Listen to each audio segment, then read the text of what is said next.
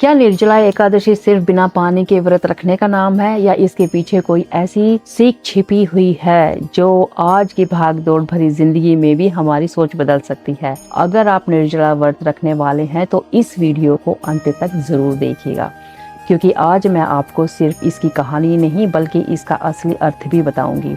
निर्जला एकादशी को साल की सबसे महत्वपूर्ण और शक्तिशाली एकादशियों में से एक माना जाता है। इसे भीम एकादशी भी कहा जाता है। पुरानी कथाओं के अनुसार पांडवों में भीम को भोजन बहुत ही प्रिय था और उनके लिए नियमित रूप से एकादशी का व्रत रखना तो बिल्कुल भी आसान नहीं था। तब उन्होंने महर्षि वेदव्यास से इसका समाधान पूछा। महर्षि वेदव्यास ने उन्हें ज्येष्ठ शुक्ल एकादशी के दिन निर्जला व्रत रखने की सलाह दी और कहा कि श्रद्धा से किया गया यह एक व्रत भी सभी एकादशियों के पुण्य के समान माना जाता है। लेकिन मेरे अनुसार निर्जला एकादशी की सबसे बड़ी सीख इसकी कथा में नहीं बल्कि इसके संदेश में छिपी है।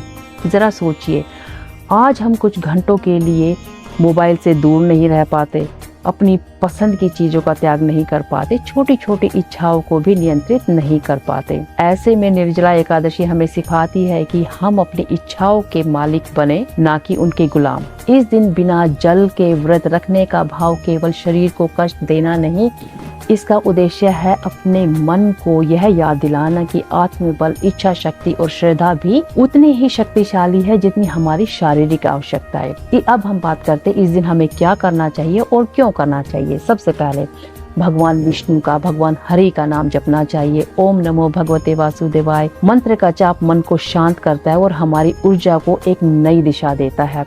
नंबर दूसरा, जल का दान करना चाहिए। जब हम स्वयं जल का महत्व महसूस करते हैं ना, तब किसी और की प्यास बुझाने का पुण्य और भी बढ़ जाता है। इसलिए इस दिन राहगीरों, पक्षियों और जरूरतमंद लोगों के लिए जल की व्यवस्था करना अत्यंत शुभ माना जाता है। नंबर 3, क्रोध, निंदा और कटु वचन से हमें बचना चाहिए, क्योंकि व्रत सिर्फ पेट का नहीं, विचारों का भी होना चाहिए। यदि मन नकारात्मकता से भरा है तो उपवास का वास्तविक उद्देश्य अधूरा रह जाता है। नंबर 4, भगवान विष्णु की आराधना के साथ कुछ समय आत्मचिंतन में भी बिताइए। खुद से पूछिए ऐसी कौन सी आदत है जो हमें आगे बढ़ने से रोक रही है। और 5वां, आज के दिन कुछ मांगने के बजाय धन्यवाद दीजिए। जो हमारे पास नहीं है ना, उस पर ध्यान देना बड़ा आसान है, लेकिन जो मिला है उसके लिए कृतज्ञ होना, उसके लिए आभारी होना ही आध्यात्मिक विकास की शुरुआत है। सच कहूँ तो मेरे लिए निर्जला एकादशी का अर्थ सिर्फ व्रत नहीं है, यह एक दिन है जब हम अपने मन को प्रशिक्षित करते हैं, अपनी इच्छाओं को नियंत्रित करना सीखते हैं और भगवान के प्रति अपनी श्रद्धा को और भी गहरा बनाते हैं। तो इस निर्जला एकादशी आप कौन सी एक बुरी आदत छोड़ने का संकल्प लेने वाले हैं, कमेंट में जरूर बताइएगा। जय श्री हरि, हरि बोल।